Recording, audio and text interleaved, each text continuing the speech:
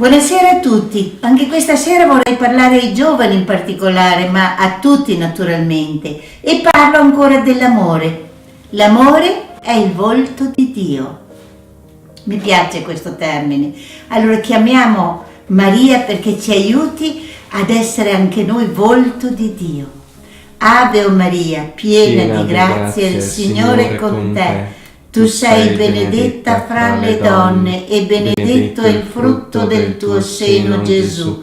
Santa Maria, Madre di Dio, prega per noi peccatori, adesso e nell'ora della nostra morte. Amen.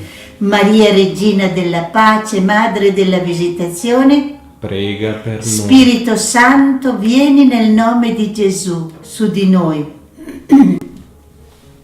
Dicevo allora, l'amore è il volto di Dio. In ogni uomo c'è un desiderio innato ed è profondo questo desiderio ed è quello di scrutare il volto di Dio. Quanto vorremmo vedere il volto di Dio? Quante volte diciamo: Signore, fatti vedere. Questo è il richiamo dell'immagine che noi portiamo del volto di Dio. È un desiderio vivo dentro di noi. Perché? Ma perché è l'immagine che noi portiamo di questo volto di Dio. Questo desiderio è presente anche nella Bibbia, nella Sacra Scrittura, nella storia del popolo di Israele ed è presente naturalmente nella storia di ciascuno di noi. Quanto pagheremo, cosa pagheremo per vedere il volto di Dio e magari se lo vedessimo ci spaventeremo. Perché non siamo pronti per incontrare il Signore, non siamo mai pronti per incontrarlo. Mosè supplica Dio dicendo: mostrami il tuo volto e saremo salvi. Ma Dio risponde: tu non puoi vedere il mio volto perché nessun uomo può vedermi e restare in vita. Lo troviamo in Esodo 33, 18, 23. Nei Salmi questo desiderio si fa preghiera ardente. Se noi prendiamo il Salmo 105, vediamo che questo desiderio di vedere il volto di Dio nel salmista si fa preghiera ardente. Allora, Salmo 105, al versetto 14, è il desiderio di chi ama vedere il volto dell'amato. Chi è colui che ama e che non desidera vedere il volto dell'amato o dell'amata? Quanto si sta bene, soprattutto nell'attesa di incontrarci. Dopo magari litighiamo, ma l'attesa, oh quanto è meravigliosa l'attesa dell'incontro. Anche tu sei preso da questa domanda? Signore, fa che io veda il tuo volto. Penso che ciascuno di noi porta dentro di sé questa domanda così profonda e impellente in noi. Dio risponde a ciascuno di noi: io ti ho fatto a mia immagine e somiglianza. Se vuoi conoscermi devi scrutare nella profondità del tuo cuore, nella profondità dei tuoi pensieri, nelle capacità che io ti ho dato, nei doni che ti ho consegnato e troverai quella realtà più bella che dà un senso alla tua vita e la gioia di vivere. Sì, scoprirai la gioia di vivere e ti accorgerai presto che è l'amore. Senza l'amore la vita non ha senso. Ti accorgerai che tutto quello che ti dà per vivere è l'amore. L'amore di tua moglie, di tuo marito, del tuo fidanzato, della tua fidanzata, dei tuoi amici, dei fratelli. Questo amore ti fa vivere. Questa è l'esperienza più bella della tua giovinezza, però porta un volto, ricordiamoci. Questo volto è dentro ciascuno di noi. Però attenzione, questa esperienza così meravigliosa della nostra vita porta anche un vuoto. L'amore lo sentiamo, è esigente, ci distrugge, ma non lo vediamo. Sperimenti l'amore, ma non lo vedi. Sperimenti le pazzie che ti fa compiere, ma non lo vedi. Un ragazzo, una ragazza innamorata fa delle pazzie, ma non vede mai l'amore. Il volto dell'amore, che è Dio, non lo possiamo vedere, però se lo vivi ne sperimenti la gioia. Se tu vivi quell'amore lì, ne senti la gioia, senti che ti riempie, che dà vita, che dà senso alle tue giornate e al tuo esistere. È la presenza, una presenza misteriosa, sì, non è una presenza, è la presenza misteriosa del tuo Dio, di colui che ti ha amato, che ti ama, che ti ha chiamato all'essere, alla vita per un atto d'amore. Allora, è nell'esperienza dell'amore che tu puoi scoprire i lineamenti del volto di Dio. Solo nell'esperienza di chi ama scoprirà veramente i lineamenti del volto di Dio, perché il nostro Dio ha il volto dell'amore. Quando parliamo di amore con la A maiuscola, parliamo del volto di Dio. È il volto dell'amore lui, è la pienezza dell'amore, è colui che l'ha inventato l'amore, a cui noi non abbiamo da insegnare nulla sull'amore. Allora perché facciamo così fatica ad amare? Ma forse perché vorremmo ricevere senza donare. Ce lo siamo mai chieste? Io vorrei ricevere senza donare. Ma questo è egoismo, come abbiamo sentito la volta precedente. Questo non è amare, questo è egoismo. Voglio solo succhiare da te, come quando succhio da un idolo che mi toglie la vita, ma non sono disposto a dare nulla. Ora passiamo alla nostra sensibilità. Vediamo perché abbiamo una sensibilità così proiettata verso l'amore, ma che forse non l'abbiamo educata all'amore, a quell'amore vero che non è il sesso. L'amore vero è il dono di sé, è essere dono nella vita. Allora, la nostra sensibilità è una cosa molto seria ed è importante. Sapete perché? Non si tratta solo di spontaneismo emotivo, ma la sensibilità entra anche nella zona intellettuale e razionale della nostra vita, condizionando anche il nostro modo di pensare, il nostro modo di giudicare, il nostro modo di agire, il nostro modo di rapportarci con gli altri. Vuol dire, quando noi giudicare ciò che è bene e ciò che è male, sia per me che per gli altri. Ma chi può avere un'autorità così forte da poter giudicare ciò che è bene e ciò che è male per un altro? Qui la cosa si fa seria ed importante perché si entra nel campo morale, nella moralità della persona. Ed è qui che si forma la coscienza, che è la cosa più preziosa che l'uomo possiede. Sapete che nessuno può indagare nella coscienza della persona. Davanti a una persona che ti dice in coscienza io mi sento a posto così, neanche il Papa può interferire, perché è il luogo dove Dio parla alla creatura. È il luogo più prezioso che abbiamo, la nostra coscienza. La coscienza non nasce dalla lettura di testi importanti, teologici, morali, assolutamente no, ma nasce dentro al cuore dell'uomo, nasce dentro il nostro mondo interiore, nasce dalla sensibilità, che sì, però questa sensibilità deve essere educata. Se non è una sensibilità educata, noi inibiamo la nostra coscienza e la facciamo perire questa coscienza, ci chiudiamo all'azione di Dio e non capiamo più nulla nella nostra vita, non sappiamo più distinguere ciò che è bene da ciò che è male. E la vera formazione della coscienza sta proprio nel rapporto che noi stabiliamo con queste forze che portiamo dentro. Queste forze emotive che portiamo dentro di noi, che ci attirano o in un modo o nell'altro, continuano a attirarci o nel bene o nel male, a secondo di come abbiamo formato la nostra sensibilità, il nostro modo di essere, di vivere.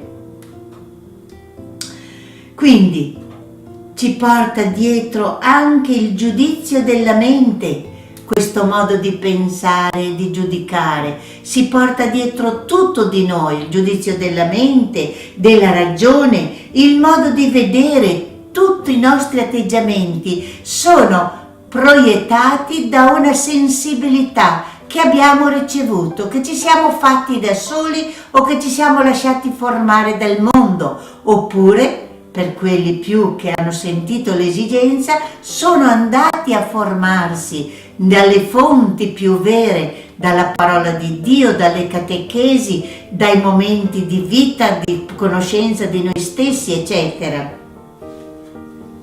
Quindi si porta dietro tutto, anche la nostra ragione, che a volte non ragioniamo, cari ragazzi, a volte sragioniamo. Perché? Ma perché non abbiamo una coscienza formata. È così che giustifichiamo tutte le nostre simpatie o antipatie, senza una ragione profonda e senza guardarci dentro, una ragione oculata. Noi giustifichiamo tutto. Quello mi è antipatico, non lo guardo più, lo lascio in disparte. Quella persona lì, la sua impronta, al primo acchito mi risulta antipatica, non mi interessa più. Ma non è questo che pensa Dio, non è così. Devo chiedermi perché mi è antipatica. Posso essere io che magari mi manifesta qualcosa, è uno specchio per me che mi dà fastidio e mi diventa antipatica. Magari sarebbe qualcosa che se io coltivassi mi aiuterebbe a cambiare vita, a vivere una vita più rinnovata. Se avessimo il coraggio di interrogarci su quello che sentiamo dentro di noi a livello di sensibilità, vi assicuro che cambierebbe radicalmente il nostro modo di agire, la nostra vita. Cambierebbe totalmente, ma siccome non abbiamo tempo per prepararci, per approfondire, per meditare, per riflettere, non è che non abbiamo il tempo, non vogliamo dar tempo a queste cose, mentre diamo tempo alla televisione, al computer, ai telefonini, alle cose più orribili che ci rovinano la coscienza, ma per riflettere su noi stessi e sul nostro comportamento non troviamo tempo, ed è questo che ci fa fare degli errori madornali nella vita. Spesso noi non ci concediamo il tempo di verificare la differenza tra riflessione e azione. Cioè, io vedo una cosa, la voglio fare immediatamente, cioè non mi fermo a riflettere, agisco immediatamente facendo degli errori grandiosi.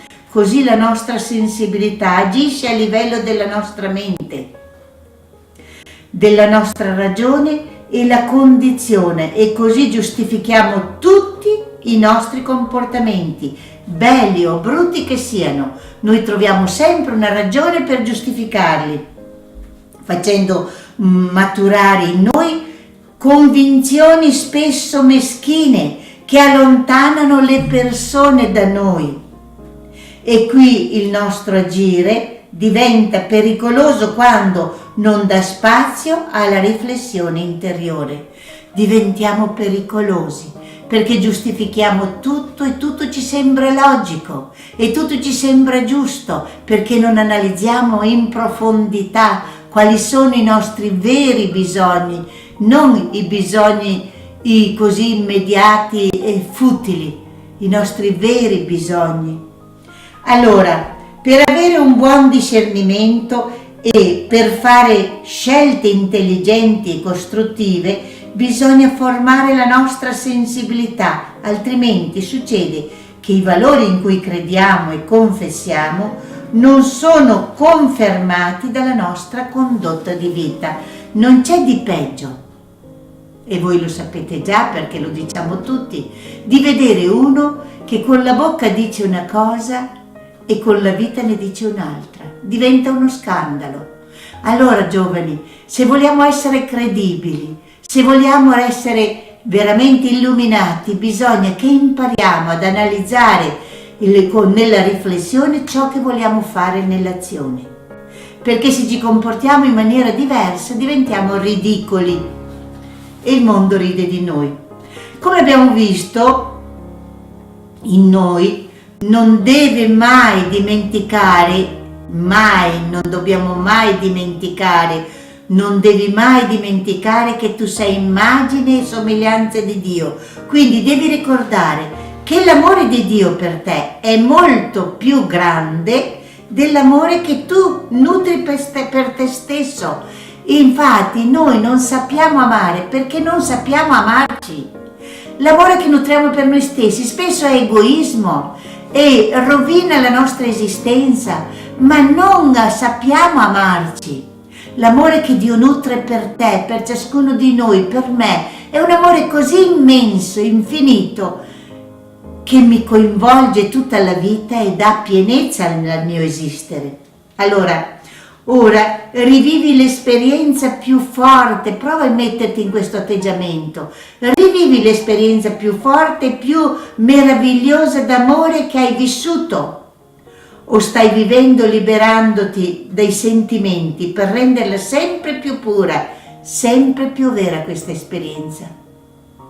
Quando i sentimenti non ti fanno più da separare, non ti fanno più da barriera, allora vedi l'amore nella sua verità. È quell'amore lì che noi cerchiamo. Quell'amore che sa amare quando sto bene e quando sto male, quell'amore mi sento amato quando sono in un letto di dolore, sia quando sono in giro che faccio bella figura e che tiro l'attenzione. Ecco, l'amore che noi cerchiamo è quello di amarci, di essere amati sempre, in ogni momento della nostra vita. E di imparare ad amare così. Allora proverai una gioia indicibile e potrai così dire: questi sì sono i lineamenti del volto di Dio. Finalmente ho potuto vedere qualcosa dei lineamenti del volto di Dio. Finalmente ho scoperto il volto di Dio. Sì, perché il nostro Dio ha il volto dell'amore, porta il volto dell'amore. Chi non ama non può conoscere Dio. Ecco, la via dell'esperienza di Dio è proprio questa, è l'amore. Vuoi conoscere Dio? Ama. Vuoi fare esperienza di Dio? Ama. Vuoi rimanere in comunione con Dio? Continua ad amare. E vedrai che non si allontanerà da te l'esperienza di Dio, ma ti sarà molto molto vicina. Gesù ti mostra questo cammino con tutta l'esperienza di vero uomo e di vero Dio, ma di vero uomo, ci tengo a dirlo, così non possiamo più dire ma lui era Dio, no, non possiamo più dirlo. Allora è questo che Gesù ti dice: io sono la via. Non ha detto sono una via, io sono la via per insegnarti l'amore, per insegnarti ad amare. Allora, diventare discepoli di Gesù non vuol dire impoverirci, ma esaltarli noi stessi. Ci esaltiamo, non diventiamo poveri, non diminuisce in noi questa bellezza. Allora comprendi come sia necessario crescere e maturare nella capacità di amare per diventare veri uomini e vere donne? Prova a pensare quanto è importante questo. Questo sia un vero uomo. Questa è una persona a cui ti puoi fidare. Questa è una ragazza veramente a cui posso dare fiducia. Dio ti ha creato per l'amore. Ti ha fatto amore e solo così puoi entrare nella vera esperienza di Dio e nella tua piena realizzazione. Solo così potrai essere felice e solo così potrai vivere la tua vocazione in pienezza, perché sarai quella nota meravigliosa della sinfonia del creato, quella nota musicale che non può mancare, se no rimane un buco. Capisci allora chi sei? fratello, sorella, giovane, ragazzo, hai capito chi sei, quanto è grande la tua esistenza e la tua vita? Ma però questo amore va educato, allora per poter godere di questo c'è bisogno di educare la nostra sensibilità, il nostro modo di vedere, di agire, di pensare, di gustare, perché noi spesso scambiamo per amore il sesso, che anche